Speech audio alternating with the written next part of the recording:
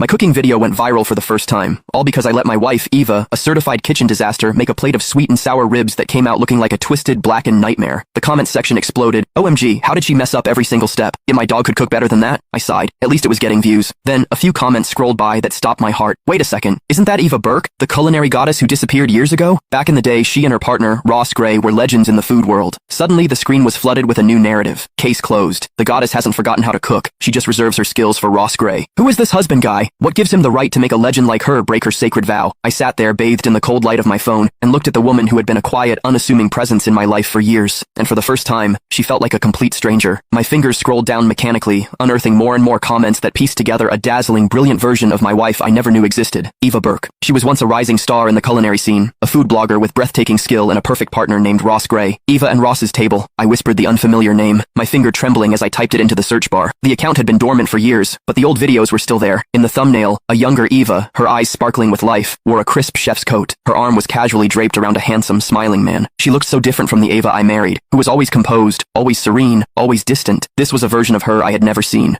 brimming with confidence and passion.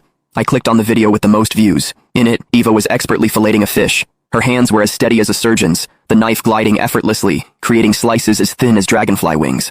She turned to Ross, her smile soft and genuine. Jules, can you pass me the spiced honey? You always did like things a little sweeter, right? Ross's warm, laughing voice came from off-screen. You know it. You're the only one who remembers. The intimacy in his tone was a physical sting. My mind reeled back to just last week. I was in the kitchen, buried under a mountain of invoices for the bistro, so stressed that my lip was chapped and bleeding. Eva came home from work, glanced at the stove, and frowned. Still not done? Just whip something up we can eat. I had hoped she might offer to help, even just to wash some vegetables. I'm swamped, Eva, I pleaded. Could you maybe... She cut me off, her voice flat. I don't cook, Leo. You know that. Let's just order takeout. She said it so matter-of-factly, just like she always did. Every time I was drowning in the stress of keeping the bistro afloat, every time I stayed up until the early hours of the morning perfecting a new recipe, every time she saw my hands shaking from sheer exhaustion, she just stood by, offering a simple, dismissive, I don't cook. It turns out it wasn't that she couldn't. She just wouldn't. Not for me. In the video, she saw a tiny drop of hot oil splash near Ross and immediately grabbed his hand, inspecting it with frantic concern.